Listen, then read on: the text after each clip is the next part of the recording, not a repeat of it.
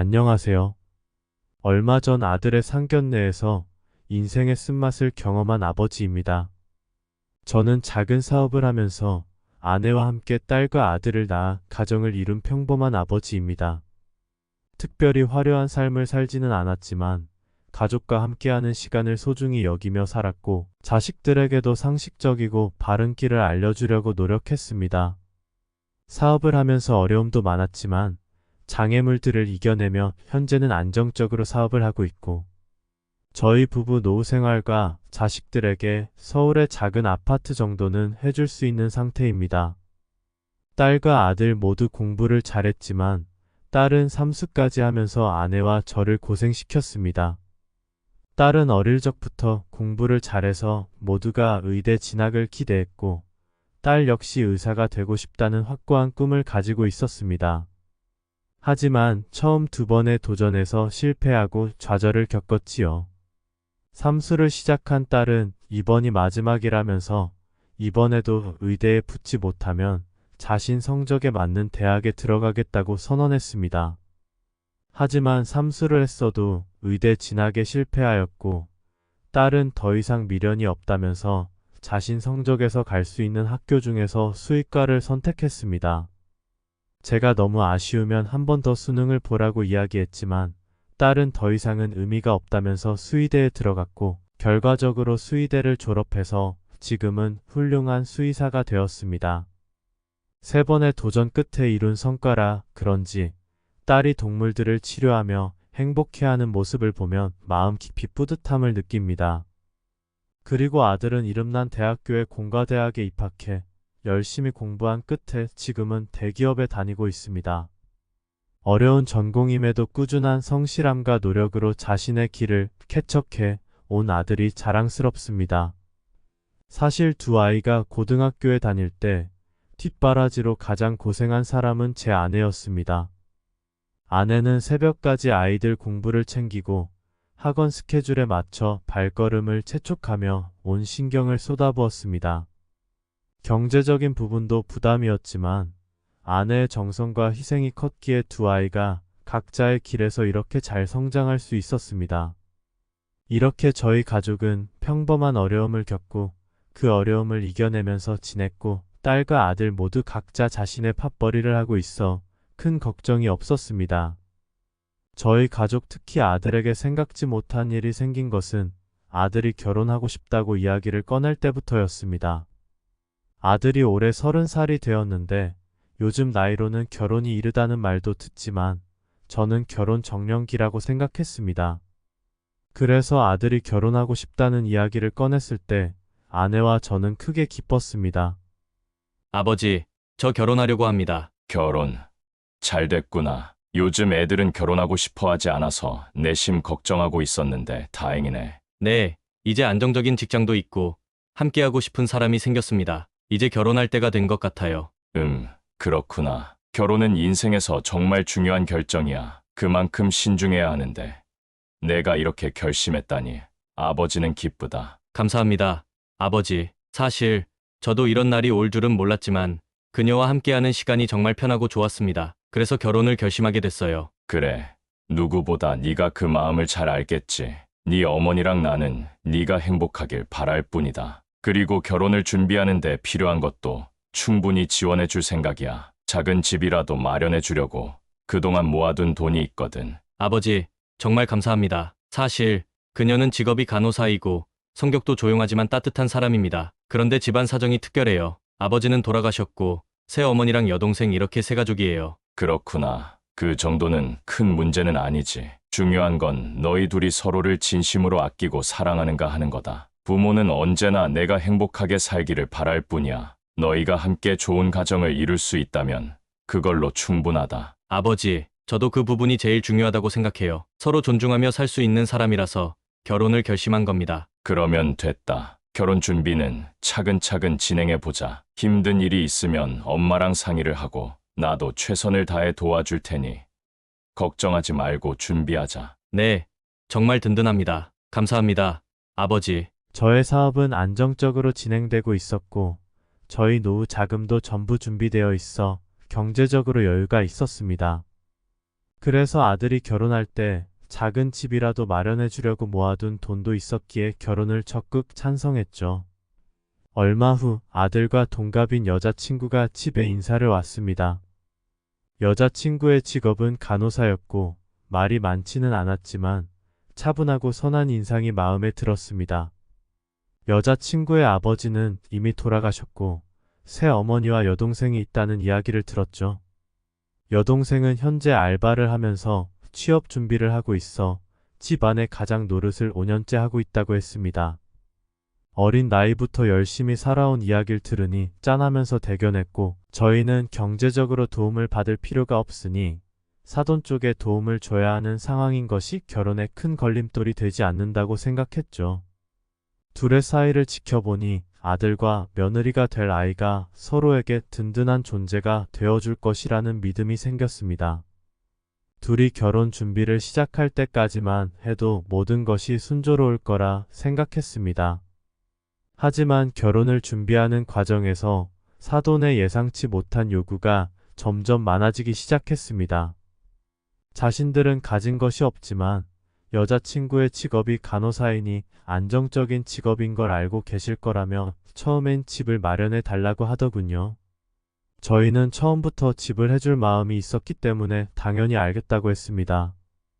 하지만 사돈이 딸의 직업을 운운하는 모습은 별로 좋아 보이진 않았습니다.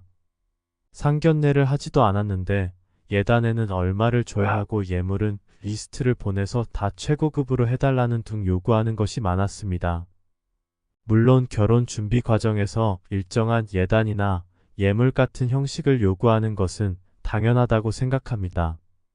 그런데 항상 딸의 직업이 간호사인 걸 강조하면서 딸이 벌어올 돈에 비하면 별거 아니라는 말을 강조하는 것이 거북했습니다. 그리고 자신들은 가난하니 당연히 결혼에 필요한 모든 걸 저희 집안에서 해줘야 한다는 식으로 말하는 것도 기분이 상했습니다. 하지만 결혼이라는 게 양가의 문화를 서로 이해하는 것은 중요하고 어느 정도는 저도 상식적인 선에서 맞춰주려고 최선을 다했습니다. 하지만 점점 요구가 과해지기 시작했습니다. 저와 아내는 그때마다 마음을 가다듬으며 어떻게 해야 할지 고민을 많이 했습니다. 아들이 행복하게 결혼 생활을 시작할 수 있다면 부모로서 이 정도 수고쯤은 감수할 수 있다고 생각했으니까요. 그러나 사돈이 상견례 자리에서 터트린 말에 저는 결국 한계를 느끼고 말았습니다. 상견례 자리에서 사돈은 딸이 간호사로 벌어오는 돈이 많다고 하면서 갑자기 1억 원을 요구했습니다. 그 금액이 결혼을 위해 필요한 돈이라는 것이 아니라 자기 딸이 잘 벌기 때문에 자신이 손해를 본다는 말이었어요. 자식의 결혼을 손익계산으로 따지며 딸을 돈 받고 넘겨준다는 사돈의 말에 저는 큰 충격을 받았습니다. 그 자리에서 더 이상 참을 수 없었고 결국 감정이 폭발하고 말았습니다. 결혼은 돈으로 따질 일이 아니지 않습니까? 는 제 말에 사돈은 계속 자신의 손해만을 이야기하며 요구를 굽히지 않았습니다. 저는 그 순간 아들을 이런 가족에게 보내서는 안 된다는 생각이 들었습니다. 아들이 행복할 수 없는 결혼이라면 차라리 없는 게 낫다고 생각했죠. 결국 저는 그 자리에서 결혼을 진행할 수 없다고 선언하고 파혼을 결정했습니다. 아내와 저는 마음이 무겁고 복잡했지만 돈과 체면을 앞세운 결혼은 결코 아들이 행복할 수 없다는 확신이 들었습니다. 자, 이제 결혼 준비를 본격적으로 시작해야겠죠. 우리 딸이 간호사라서 월급도 제법 많이 받습니다. 그리고 저는 딸의 월급 없이는 생활을 할 수가 없어요. 그래서 말인데 저희 쪽이 좀 손해보는 기분이 듭니다. 우리 딸이 이렇게 잘 벌고 있으니 결혼 전에 1억 원 정도는 저에게 주셔야 맞지 않겠습니까? 1억 원이요. 그게 무슨 말씀이십니까? 결혼 준비할 때 집을 마련해 달라던가 요청하신 예물도 과하지만 이해를 했습니다. 그런데 딸이 잘 벌어서 그만큼 돈을 달라는 건 이해가 가지 않네요. 저희 딸이 이렇게 능력 있는 직업을 가졌는데 결혼해서 그 집에 가면 저희 쪽이 손해 아닙니까? 딸이 남의 집으로 시집 가면 딸의 월급이 저쪽 집으로 가니까 우리 쪽은 그만큼 손해를 보게 되니 그 구분을 보상해 주셔야죠. 저는 1억 정도면 적절하다고 봅니다. 아니, 딸아이가 계속 돈을 벌어다 주는 것이 1억보다는 많을 테니 오히려 제가 손해죠. 손해요? 결혼이 손익 계산으로 따질 일입니까? 그리고 돈이 왜 우리 쪽으로 오나요? 애들이 같이 살면서 가정을 꾸려가는데 돈이 쓰일 텐데요. 사돈 어른, 자식의 결혼은 돈으로 따질 수 없는 소중한 일입니다. 딸을 시집 보내는 걸 돈 받고 판다는 식으로 말씀하시다니. 저는 이런 이야기를 받아들일 수 없습니다. 사돈 체면도 있고 저희 딸의 기대 소득이란 게 있는데 저도 무작정 손해볼 수는 없습니다. 결혼이라는 게 서로의 조건도 따져야 하는 거 아닌가요? 결혼이 돈이나 체면으로 이루어지는 것이라면 저는 그 결혼을 진행할 수 없습니다. 아들을 이런 방식으로 맞이하는 집안에 보내고 싶지 않습니다. 결혼은 서로 사랑하고 존중하는 마음에서 시작되는 겁니다. 돈으로 따지거나 거래하는 것이 아닙니다. 그럼 손해를 어떻게 보상하실 건가요? 딸아이 없으면 저는 죽으라는 건가요? 사업하셔서 꽤 잘 산다고 들었는데 1억 원은 큰 돈도 아니잖아요. 더는 이 대화를 이어갈 필요가 없을 것 같습니다. 저는 이 결혼을 진행할 수 없습니다. 우리 아들이 돈과 체면으로 따지는 이런 결혼으로 행복할 수 없을 것이고, 불행한 결혼이라면 차라리 결혼하지 않는 게 낫다고 생각합니다. 저는 며느리를 1억 원 주고 사오고 싶지 않습니다. 이 결혼 없던 것으로 하죠. 저도 원하던 바예요. 딸애가 워낙 결혼하고 싶다고 해서 나온 자리인데 저도 딸이 결혼하는 걸 원하지 않았어요. 폭풍 같은 상견례를 끝내고 저희 가족은 말없이 집으로 돌아왔습니다. 아들 역시 사돈의 말도 안 되는 이야기에 저희에게 죄송하다는 말만 했습니다. 저는 아들에게 너의 잘못이 아니니 죄송해할 필요 없다고 말하고 그 아이와는 헤어지라고 말을 했습니다. 아들은 우선 이야기를 해보고 싶다면서 헤어지는 문제는 나중에 상해 드리겠다고 하더군요. 저는 아들 역시 마음을 정리할 필요가 있다고 생각하고 아들에게 시간을 주었습니다. 어느 날 아들이 저에게 할 말이 있다고 했습니다. 아들은 여자친구와 결혼을 포기할 수 없다며 저를 설득하기 시작했습니다. 결혼이 단순히 두 사람만 같이 사는 것이 아니기 때문에 저는 안 된다고 이야기했습니다. 하지만 아들은 자신의 뜻을 굽히지 않았습니다. 아버지, 결혼을 다시 생각해보면 안 되겠습니까? 저 정말 그녀와 결혼하고 싶습니다. 아들아, 난 그렇게는 못하겠다. 돈으로 딸을 팔겠다는 말을 나는 절대 받아들일 수 없다. 그런 결혼은 해봤자 너가 평생 불행할 거라는 생각밖에 들지 않아. 이 결혼은 안 된다.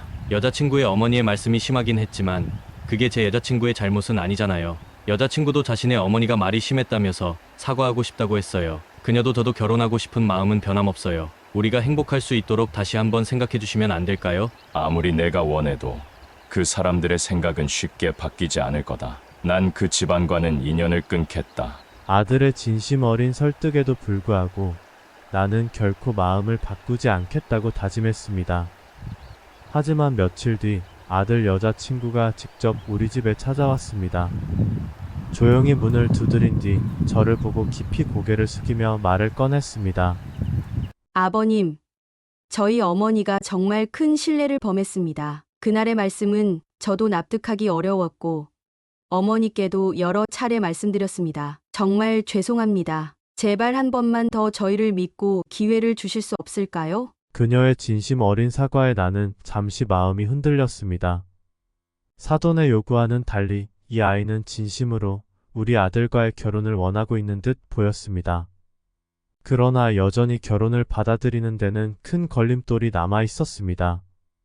내 마음은 알겠다. 내가 이렇게 사과까지 하러 온 것도 큰 용기가 필요했을 거야. 하지만 어머니의 무례한 요구는 쉽게 잊을 수가 없구나. 결혼은 두 사람만의 문제가 아니야. 너희 집안과 함께할 생각을 하니 난 쉽사리 마음을 정할 수가 없다. 저희 어머니도 이번 일에 대해 깊이 반성하고 계세요. 곧 사과드릴 것이라고도 하셨고요. 저는 그저 아버님의 마음이 조금이라도 열리길 바랄 뿐입니다. 아들 여자친구의 진지한 태도에 나는 한 번 더 생각해보겠다고 말할 수밖에 없었습니다.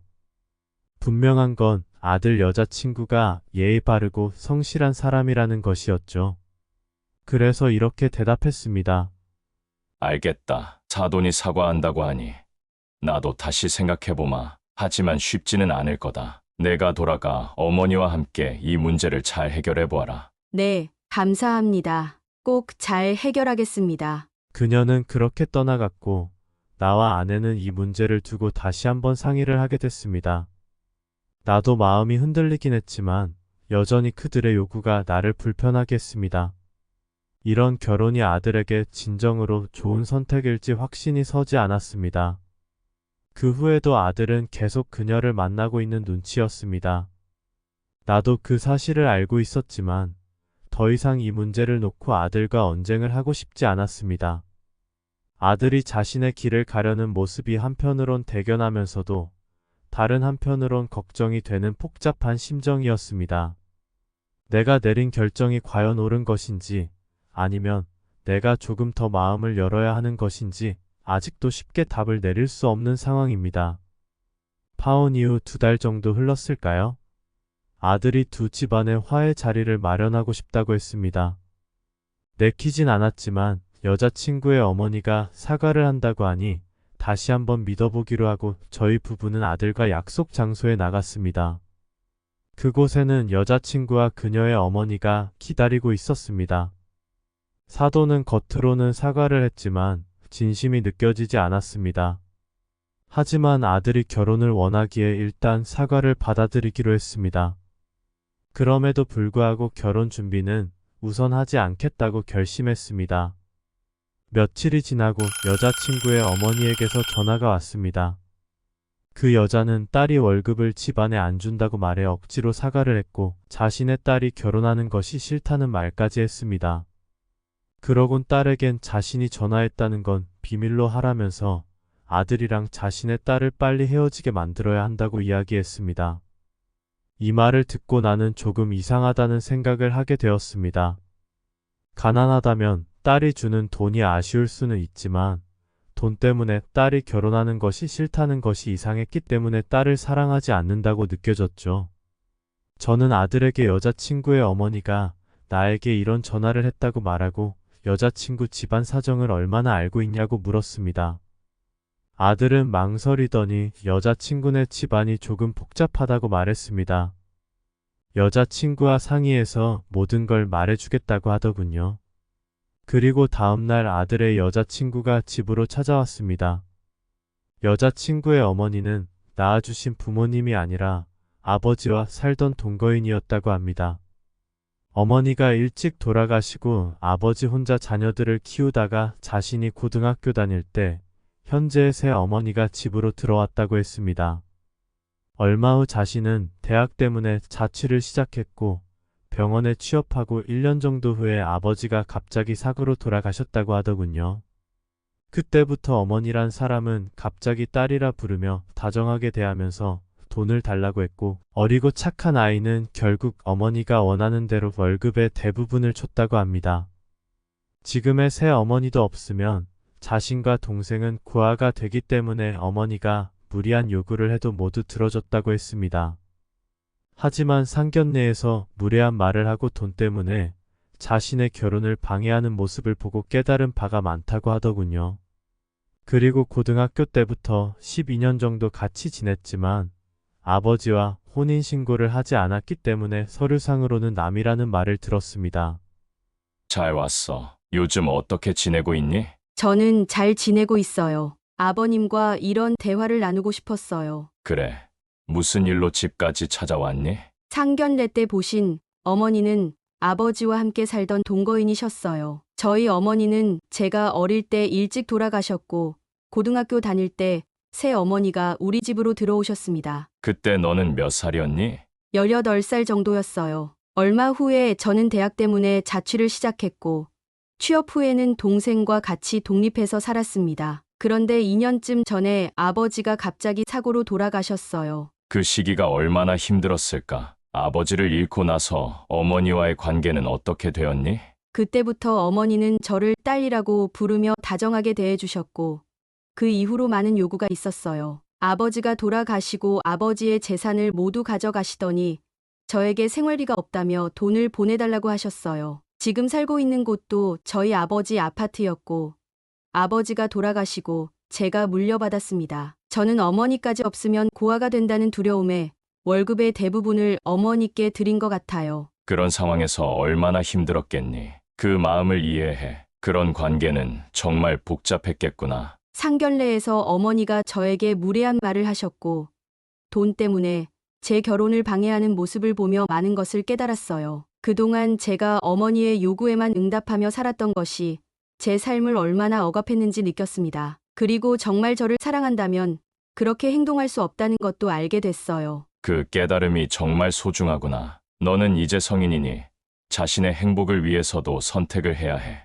맞아요. 그리고 제가 고등학교 때부터 저와는 12년 동안 함께 지냈고 아버지와는 10년 정도 같이 지냈지만 아버지와 혼인신고를 하지 않았기 때문에 서류상으로는 사실 남이에요. 이제 이 어색하고 이상한 관계를 정리해야 할 때가 온 것 같아요. 그런 사실이 있었구나. 그럼 앞으로는 어떻게 하고 싶어? 이제는 제 삶을 새롭게 시작하고 싶어요. 그이와 결혼해서 함께 행복하게 살아가고 싶습니다. 그래서 우선 어머니께 드리던 돈을 드리지 않고 아빠의 아파트에서도 나가달라고 말씀드릴 생각입니다. 그 사람이 순순히 아파트에서 나갈지 알 수가 없구나. 같이 어떤 방법이 가장 좋을지 생각해 보자꾸나. 감사합니다. 이렇게 이야기를 나누니 마음이 한결 가벼워졌어요. 아들의 여자친구가 집에 왔을 때만 해도 저는 결혼을 계속 반대할 생각이었습니다. 하지만 이야기를 들어보니 마음 약한 아이를 그 여자가 어머니란 이름으로 착취하고 있다는 생각이 들더군요. 아들과 소중한 인연이 있는 아이를 어른의 입장에서 그냥 보고만 있기 어려웠습니다. 그래서 저는 우선 그 어머니라는 사람에 대해 조사를 해야겠다고 생각했습니다. 저는 탐정을 찾아가 이 사람에 대해 모든 걸 조사해 달라고 했습니다. 아들 여자친구의 아버지와 어떻게 만나게 됐는지 무슨 사이였는지도 자세히 알 필요가 있었습니다. 그래야 이상한 관계를 정리할 수 있을 거라 생각했죠. 이 어머니라는 사람 정말 질이 나쁜 사람이었습니다. 제가 알려된 사실들이 몇 가지 있습니다. 여자친구의 엄마라는 사람은 사기꾼이었습니다. 젊을 때 고향 사람에게 돈을 빌리곤 갚지 않고 도망을 가서 피해본 사람이 한두 명이 아니라고 하더군요. 동네에서 나쁜 사람이라고 소문이 자자했다고 합니다. 이후로도 꾸준히 사기를 치고 다니다가 감옥에도 갔다 온 적이 있는 사람이었습니다. 최근 범죄로는 7년 전에 여자친구네 아버지와 잠시 헤어지고 다른 지방에서 살았을 때 그쪽 동네에서 무슨 개모임을 해서 그 돈을 가지고 도망을 갔다고 해요. 이후 잡힐까봐 카드도 사용하지 않고 아들 여자친구가 가져다 주는 돈으로 생활하면서 조용히 살고 있었던 겁니다. 아들 여자친구가 아는 내용과 달리 여자친구의 아버지와는 10년이 아니라 7년 정도 같이 지냈고 그것도 중간중간 헤어진 기간이 많다고 합니다. 그리고 여자친구의 아버지가 사망했을 때는 헤어져 남남이었고 따로 살고 있었는데 동거남이 사망하자 어떻게 알았는지 장례식장에 들이닥쳐서 자신이 아내 역할을 한 것이었죠. 그러곤 동거남의 딸들에게 다정한 척 빌붙어서 돈을 받고 있었던 겁니다. 자식들이 모두 독립해 나갔기 때문에 아버지의 사정을 정확히 알지 못해 이런 일이 벌어진 것 같았습니다. 아들 여자친구와 동생은 아빠와 헤어진 사람한테 아파트에서 생활하게 해주고 2년 동안 돈도 주고 있었던 것입니다. 새로운 사실은 그 여자에게 예전에 낳았던 아들이 2명 있다는 사실입니다. 근데 아들이 사는 동네 사람들의 이야기를 들었는데 엄마가 2년 전부터 갑자기 아들들한테 돈을 몇백만 원씩 주면서 곧 큰 돈이 들어올 수 있다며 자랑을 했더랍니다. 그러면서 큰 돈 벌어오면 큰 집을 구해서 같이 살자는 말을 자주 했다고 합니다. 아들 2명은 그냥 작은 중소기업을 다니는 평범한 사람들이라고 하는데 그 아들들도 엄마가 사기꾼이란 걸 알아서 처음엔 받아주지 않았는데 계속 돈을 주면서 잘해주니까 이젠 자주 만나서 밥도 먹고 사이가 좋아졌다고 하더군요. 그 이야기를 들으니 아마도 아들 여자친구에게서 받은 돈으로 지 아들들한테 생색을 내고 있었던 것 같습니다. 최근 여자가 부동산에 자주 간다는 이야기를 전해 들었습니다. 현재 살고 있는 아파트를 팔고 싶다고 이야기했다고 하는데 그 시기가 저희 아들과 결혼 이야기가 나올 때와 겹친다는 것입니다. 아마도 결혼은 하면 자신에게 주는 돈이 확실히 적어질 것이라고 예상한 여자가 아파트를 팔고 그 돈을 가지고 아들에게 가서 같이 살 생각을 한 것이 아닐까 싶습니다. 아파트는 현재 여자친구의 명의로 되어 있고 상속세도 모두 아들의 여자친구가 냈다고 합니다. 자신의 명의도 아닌 집을 어떻게 팔려고 했는지 모르겠지만 아마도 말 잘 듣는 아이에게 가머니설로 꼬드겨서 집을 팔아 현금을 가지고 사라질 생각을 한 것이 아닐까 싶네요. 위 내용을 저만 알고 있을 수 없어 아들에게 이야기해 여자친구와 여자친구의 동생까지 불렀습니다. 우선 제가 왜 너희 어머니라고 하는 사람의 뒷조사를 했는지 말해줬습니다. 이 이야기를 어떻게 꺼낼지 고민 많이 했다. 너희 어머니라고 하는 사람에 대해 뒷조사를 했기 때문이다. 뒷조사요? 그 사람이 너에게 행동하는 모습을 보니 쉽게 떨어져 나갈 거란 생각이 들지 않았어. 그래서 그 사람에 대해서 많이 알고 있을수록 좋다는 생각에 뒷조사를 했단다. 저희 어머니는 어떤 사람인가요? 그러고 보니 항상 돈만 달라고 해서 돈만 줬지.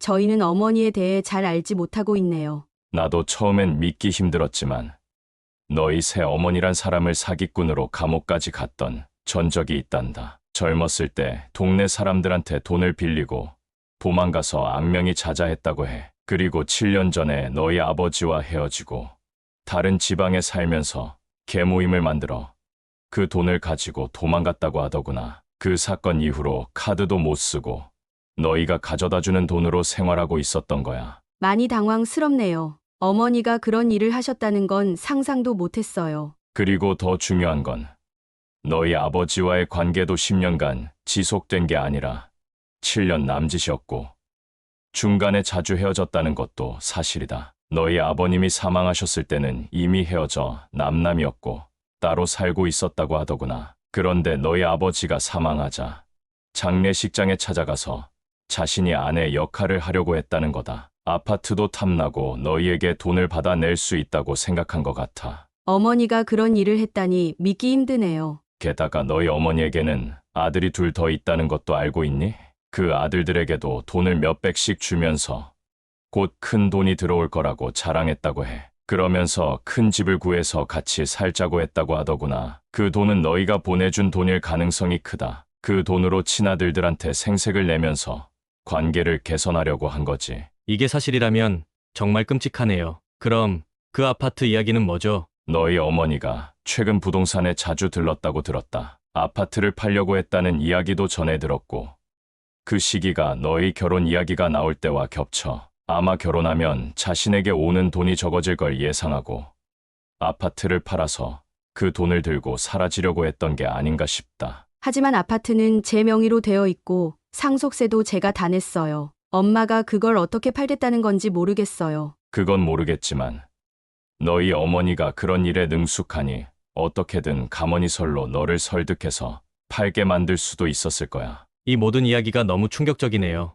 내용이 너무 충격적이라 이제 어머니라고 부르고 싶지도 않네요. 저는 그 사람에게 아파트에서 나가라고만 하려고 했는데 이 내용이 사실이라면 저는 제가 준 돈을 돌려받고 싶어요. 아빠와 헤어져 놓고선 아빠의 죽음을 이용해서 집안을 차지할 생각을 하다니 소름이 끼쳐요. 그럼 우선 우리가 아는 내용을 모르는 척하고 자료를 모아야겠어. 그 여자의 너의 카드를 사용했다고 하니 카드 사용 기록을 뽑아보는 것이 좋겠다. 네, 알겠습니다. 정말 이렇게 도와주셔서 감사합니다. 도와주는 어른이 계셔서 정말 마음이 놓여요. 저도 정말 감사드려요. 어르신 아니었다면 저희 자매는 아무것도 모르고 그 여자한테 사기를 계속 당하면서 살았을 거예요. 아들의 여자친구는 그 여자가 쓰는 통장 거래 목록을 몇 년치를 뽑아서 수상한 목록들을 정리했고 그 여자에게 아파트에서 나가라는 내용 증명을 보냈습니다. 그 여자가 찾아와 난리를 폈지만 아들의 여자친구는 단호하게 이야기하였고 나가지 않는다면 아들에게 연락하겠다는 이야기까지 했다고 합니다. 아들 이야기가 나오니 사색이 되어 내가 나갈 테니 아들에게만은 이야기하지 말라고 신신당부를 했다고 해요. 그러곤 일주일 안에 정리해서 나갔다고 합니다. 하지만 신신당부한다고 아들에게 이야기하지 않을 이유가 없었기 때문에 아들과 여자친구는 같이 통장 내역을 가지고 그쪽 아들을 찾아갔다고 합니다. 통장 내역엔 2년 동안 아들의 명의된 통장으로 돈이 이체된 내역이 찍혀 있었습니다. 제 예상인데 처음엔 돈을 찾아서 가져가 주다가 불편해서 자신이 쓰는 카드로 이체를 한 것이 아닐까 싶습니다. 어쨌든 통장에 기록된 돈만 7천만 원이나 됐기 때문에 그 돈은 돌려받아야 했습니다. 안녕하세요. 어머니 때문에 만나자는 이야기를 들었습니다. 무슨 일이시죠? 안녕하세요. 우선 통장 거래 내역을 보시죠. 제 통장에서 당신의 통장으로 빠져나간 내역입니다. 네. 어머니가 자신이 버신 돈이라면서 생활에 보태라고 보내주셨던 돈입니다. 혹시 어머니가 이 돈을 일해서 버신 것이 아닌가요? 네.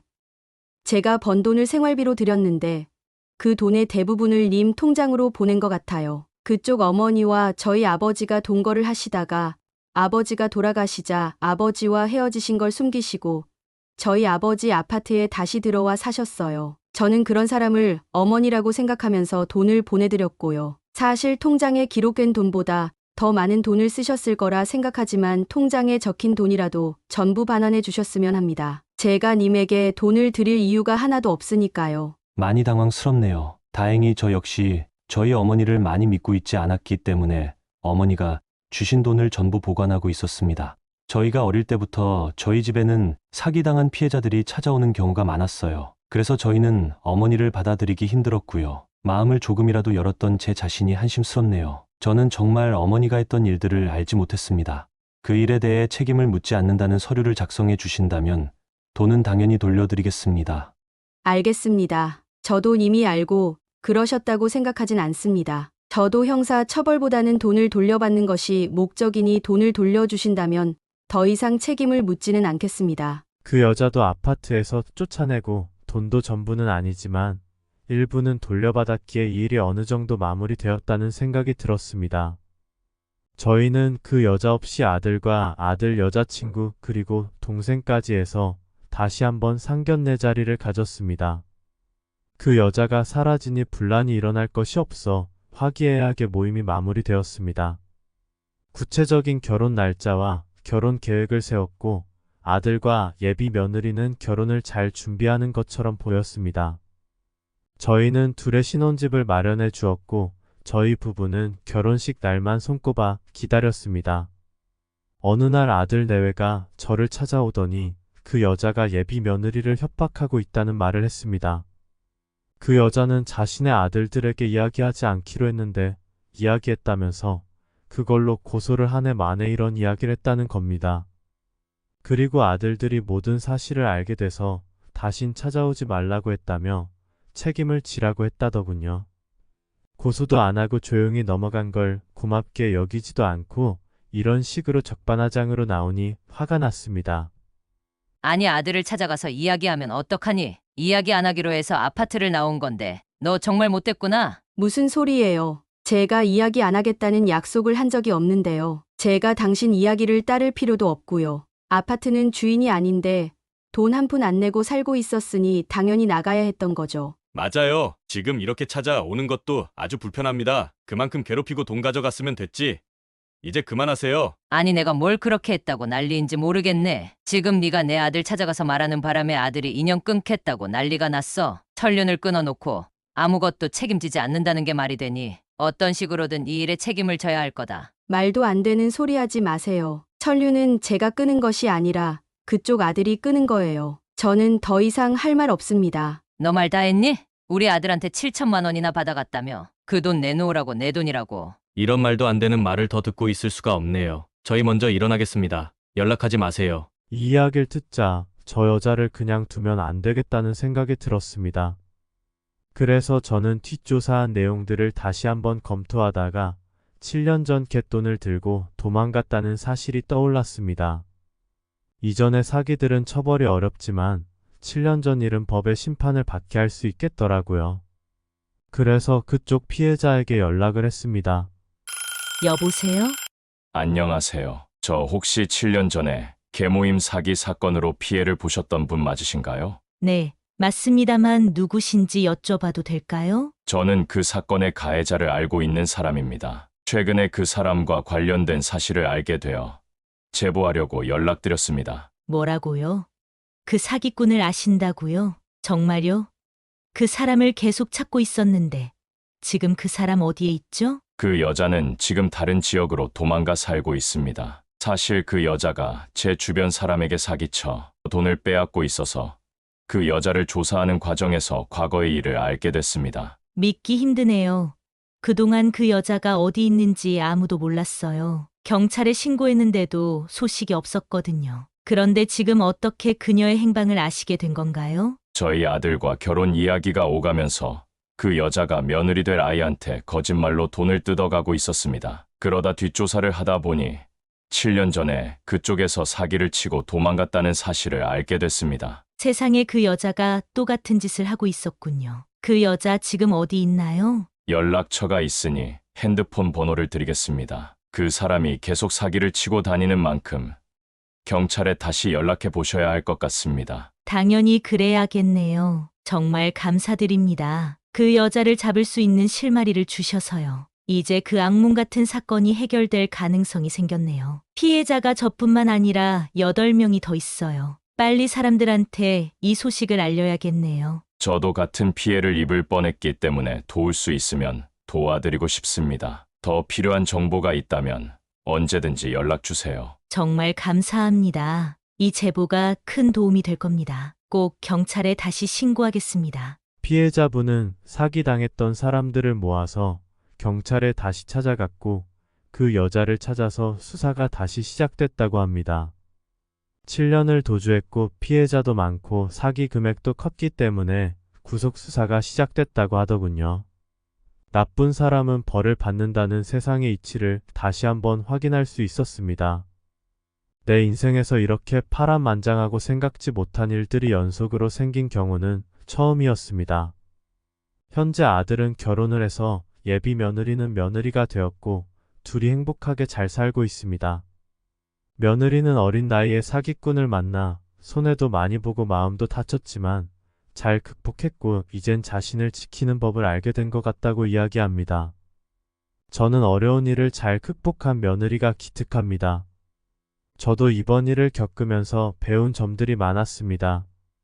저의 이야기를 들어주셔서 감사합니다. 사연자 분의 이야기가 공감되셨다면 댓글로 글 많이 남겨주세요. 구독과 좋아요는 영상을 만드는데 큰 힘이 됩니다. 감사합니다.